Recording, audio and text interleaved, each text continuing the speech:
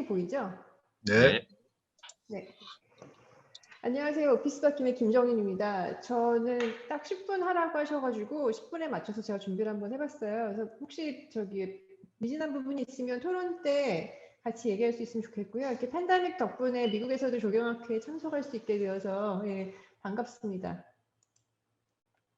이 책은 세 개 큰 주제 아래 두 에디터랑 다른 전문가들이 쓴 상당히 많은 분량의 에세이들이 굉장히 인상적이고 또 각 주제별로 분류한 아시아의 여러 프로젝트들이 소개되고 있습니다. 오피스 바뀜은 양화한강공원, 에어부산 사옥, CJ 블라썸 파크, 그다음에 송도 트리플 스트리트 이렇게 4개 프로젝트가 소개되었고요. 그리고 별도로 에세이 산수 전략, Strategy for Mountain and Water 이것도 이제 저희가 썼어요. 그래서 에세이를 주로 이 이제 4개 프로젝트를 통해서 풀어 설명드리는 10분이 될 것 같습니다. 이 책의 의미는 첫 번째로는 이제 질리안이 썼듯이 related but distant relationship to Asia. 그러니까 호주인이 썼다. 만약에 한 중일 중에 누군가 썼다면 이렇게 나올 수 없었던 책이라고 저는 보고요. 그 다음 두 번째는 아까 교수님 말씀하셨던 것처럼 아시아를 메서드로 봤다. 아이덴티티로서가 아니라 서양의 어떤 상대방으로서 뭉뚱그려진 하나의 아시아가 아니라 방법 자체로 본 거죠. 아시아에서 프랙티스 하는 걸. 그래서 아시아의 센서빌리티를 통해서 디자인한다는 것, 비즈니스 한다는 것, 자연, 공간, 얼바니즘을 생각한다는 거에 대해서 쓰고 있고요. 마지막으로는 영어로 썼다는 거죠. 그러니까 영어 퍼블리케이션의 중요성인데 역사는 쓰는 자의 것이라는 말이 있듯이 바꿔서 말하면 쓰지 않으면 아무도 모릅니다. 그래서 일본이 그렇게 지속적으로 또 장기적으로 드러나지 않게 영어권 학자들을 지원하는 이유가 있죠. 그래서 이 책은 작년에 출판된 우리나라 아트에 대한 책인데요. 아무튼 그래서 영어를 썼다는 게 굉장히 중요한 의미인 것 같아요. 첫 번째로 컨테이너에 보시면 이제 이게 제가 쓴 에세이예요. 그래서 이 책에 실린 글 중 가장 짧다는 것을 일단 자부심을 가지고요. 모두 읽어보시길 바랍니다. 원고 부탁하는 메일에서 질리안이 저한테 요청한 사항은 한 가지였어요. 한국의 전통과 문화가 오피스 버킹 프랙티스에 어떤 영향을 미쳤는지를 써달라. 예, 그래서 그 세 가지인데 첫 번째는 물과 산을 다루는 것은 언제나 전략적이어야 한다. 과거와 현재를 이해하고 엔지니어링 협업은 필수적이다. 두 번째는 대체자연, 즉 인공물을 통한 자연 경험의 재현. 세 번째는 새로운 야생과 자연 기능의 재현. 예, 이렇게 세 가지를 썼고요. 산수전략이라는 말은 저희 오피스 초기에 했던 여러 현상 설계들을 통해서 나름 발전시킬 수 있었던 그런 개념이었습니다. 말 그대로 모든 설계 초기에 이제 저랑 박 대표님 얘기하면서 이 산하고 물을 어떻게 다루어야 하지? 이제 이렇게 얘기를 주고받다가 만든 말인 것 같아요. 지금 기억해 보면. 그래도 나오는 alternative nature, 즉 대체자연 또한 저희가 나고 자랐고 또 계속 일해온 강남에서 문득 공원도 제대로 없는 이곳에서 우리는 매일 자연의 경험을 어떻게 얻고 있을까 생각하다가 쓴 2007년에 글에서 시작된 질문이었습니다. 물결이 주는 시각과 청각의 경험을 이렇게 extended meta를 쓴 캐스케이드에서 더 증폭해서 재현하기도 했고요. 나무그네 밑에 누워있을 때 얼굴로 내려쬐는 이런 빛을 이런 도움의 설계를 통해서 재현해보고 싶었죠.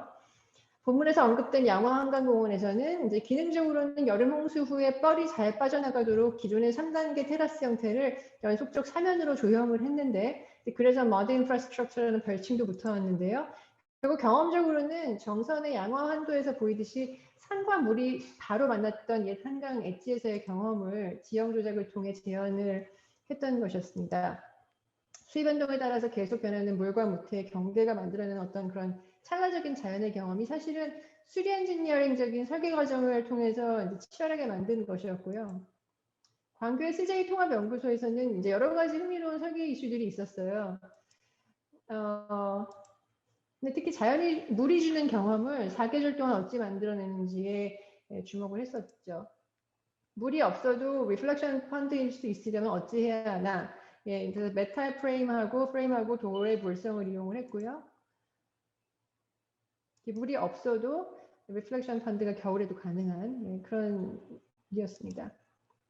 스피드 캐테고리 사실 더 맞는 프로젝트가 아닌가 하는데 이제 이거는 송도의 트리플 스트리트 쇼핑몰 프로젝트고요. 아마도 질리안은 이제 저희가 주어진 조건에 어떻게 대응하는지 그 방식을 본 것 같아요. 그래서 컨티뉴에 넣은 것 같고 여기서는 주어진 토심이 4cm에 불과했기 때문에 식재가 불가능했어요. 그래서 표면 자체를 최대한 경험화시켰어야 했고 흔히 5개 상업 공간에 쓰이는 포장재료의 살피해서 여러 가지 실험을 했던 프로젝트였습니다. 흔히 말하는 이제 신조어인 되게 인스타그래머블한 공간이 된 프로젝트고요. 두 번째 카테고리는 인터럽션인데요. 뭐 간섭, 뭐 이제 그렇게 할 수 있겠죠. 사실 일본을 제외하고는 거의 모든 아시아 국가가 외부로부터 강제적인 모더니제이션이 일어났죠. 그래서 유로센트릭한 모더니즘과의 충돌이 있을 수밖에 없었고, 특히 근대화 이전까지 그리고 지금도 지속되고 있는 전통, 즉 컨티뉴이티랑 모든 분야에서의 간섭, 즉 인터럽션, 그래서 이게 있을 수밖에 없는데 이에 어떤 식으로 조경이 반응했고 그 결과가 어떻게 나타나는지를 보여주는 챕터입니다. 예를 들어서 퍼블릭 스페이스의 개념이라는 게 굉장히 없었고 거기에 비해서 프라이빗 플레이스도 약했고 우리나라 같은 경우에는 파크하고 플라자 개념이 아직도 되게 혼동이 되죠. 저희가 상대한 광장인데 광장에도 언제나 나무가 막 밀집되어 있어야 되고 이제 이런 거죠. 디자이너로서 항상 질문받을 수밖에 없고 특히 이제 우리나라 밖에 있을 때 계속 스스로 생각할 수밖에 없는 것이 내 전통을 어떤 방식으로 드러내고 경험화시키는 것인가인데 결국 어떤 것을 지속하고 어떤 분야에서 어떤 부분에서 인터럽션을 오히려 이용하는가 그 문제인 것 같아요. 사진 10장을 제가 이제 보냈는데 사실 이 사진은 안 썼으면 하는 샷이었는데 물론 이제 가구도 저희가 디자인을 했었고 마음에 들기도 하지만 이 프로젝트에서 가장 중요했던 것은 비움이거든요. 그래서 비움으로써 주변 경관을 다 끌어들였고 또 구조가 들이우는 그림자가 문창살의 효과를 바닥에 만들어주고 있기도 하고요. 또한 우리나라 자연에 행해진 이제 수많은 간섭들이 있죠. 즉 잃어버린 지형을 항상 비어있고 권위적인 이 공공공간의 광장에서 어떤 식으로 표현하고 경험할 것인가. 그저 패턴만 있는 것은 아니고 저점으로 보이는 부분은 여름에 이제 수공간이 되기도 하는 그런 식으로 이제 프로그램을 설계를 하기도 합니다. 세 테마 중에서 현 시점에서 가장 논의거리가 있는 것은 이제 컨티뉴엄이었다면 마지막 주제인 스피드는 앞으로 우리 조경 분야가 나아갈 길이 무엇인지 생각해 보는데 굉장히 중요하다고 봐요. 그래서 아시아 모든 나라들이 거의 매우 이제 급속한 성장을 이루었고 다 아시다시피 우리나라가 그중 가장 급격한 커브를 만든 나라 중 하나인데 그렇다면 이제 그 커브가 꺾였고 이미 다들 우리가 선진국이라고 이제 하는데 그럼 이 속도전 이후의 도시는 어때야 하는가 그리고 그 도시 공간의 일부를 담당하는 조경은 어때야 하는가를 생각하게 해주는 챕터였어요. 그래서 유 교수님 글이 이제 책에서는 인터럽션에 있는데 사실은 여기서 말씀하신 거버넌스나 그런 NGO 형태의 시민 참여 이런 것들이 설계 과정에서 급격하게 중요한 부분이 된 것도 전형적인 선진국들의 모습이죠. 아시아 전반에 걸쳐서 end of Eurocentric approach가 보여지고 있다고 이 본문에서 얘기를 하는데 이건 어느 정도 저도 공감을 하고요. 이미 뭐 대중문화에서는 그 거의 코리아 센트릭이 아닌가 싶을 정도로 이제 되게 급변하고 있죠. 저기 세계의 전반적인 문화적인 그 지도가.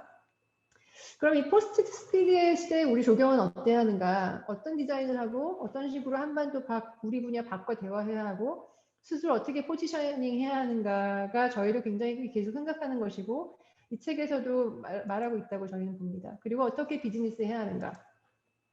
이 글을 쓸 때 질련이 저를 인터뷰를 했고요. 또 공동 저자인 리카르도도 이보다 몇 년 전에 서울에 취재를 왔었어요. 그래서 그때 했던 말이 여기 이제 잠깐 실렸는데요. 주로 이제 foreignness, 어떻게 생경함, 그렇고 그거에 대한 거죠. 그래서 질문은 세 가지였는데 서울의 외국 유명 설계사들이 일하는 것에 대해서 어떻게 생각하는지. 두 번째는 한국에서 너희는 로컬로 인식되느냐 아니면 foreign으로 인식되느냐. 세 번째는 외국에서 너희는 아시안이냐 한국인이냐 아니면 그냥 글로벌한 디자이너냐. 이 세 가지를 저한테 물어봤어요. 그래서 이에 대한 판단은 뭐 읽어보시면 각자 생각이 생기시겠지만 결국 여기에서 이야기해 볼 거리는 점점 이제 한국, 아시아, 미국, 유럽 이게 다 하나의 무대가 이미 되었고 우리의 경쟁력을 어떻게 만드느냐가 되게 중요한 것 같다 이거고요. 사실 20, 30년 전만 해도 강변은 다 토목에서 설계했었잖아요. 그게 당연한 거였는데 이런 경계부절토면은 아직도 이렇게 잘려진 채로 저희한테 주어지죠, 조경에. 그래서 오피스 바뀌면 항상 주어진 영역이 한정되지 않으려고 노력했던 것 같고 아마 그래서 CJ 블러썸 파크 처음 가봤을 때도 사실 이런 모습이었어요. 그때 제가 찍은 사진인데 결국 이렇게 설계하고 지을 수 있었던 것 같아요. 노력을 했기 때문에. 그래서 이런 노력은 사실은 오늘도 오피스 바퀴 사무실에서 되게 다양한 스케일 프로젝트를 통해서 계속이 되고 있어요. 그래서 몇 년 전과 달라진 것이 있다면 제가 이제 미국 대학을 오면서 리서치가 오피스 바퀴 중요한 한 축으로 자리 잡게 되었다는 점이고요. 실제 지어지는 일들이 매우 중요한 만큼 특히 전 세계에서 기후 변화가 진행되고 있고 여기에 바뀌면 이제 조경의 전문성을 가지고 어떻게 대처해야 하는지 이거를 요새 많이 고민을 하고 있습니다. 산수전략 S에서 말했듯이 자연의 경험을 만들어내는 것에 더불어서 잃어버린 자연의 기능을 되찾는 것 또한 엔지니어링 협업을 통해 우리가 할 수 있습니다라고 이제 그래서 마무리하고 있는데요. 사무실에서는 현상 설계를 통해서 그리고 학교에서는 리서치 프로젝트를 통해서 앞으로 향후 뭐 30년에서 50년 프랙티스의 방향을 계속 생각하는 중이고요. 이 퍼블리케이션이 되게 좋은 계기가 된 것 같아요. 그래서 제 생각엔 이것이 그 아까 말한 포스트 스피드 시대, 커브가 꺾인 시대에 선도적인 어떤 프랙티스가 나가야 할 방향이라고 생각하고 또 계속 노력하고 있습니다. 네, 감사합니다.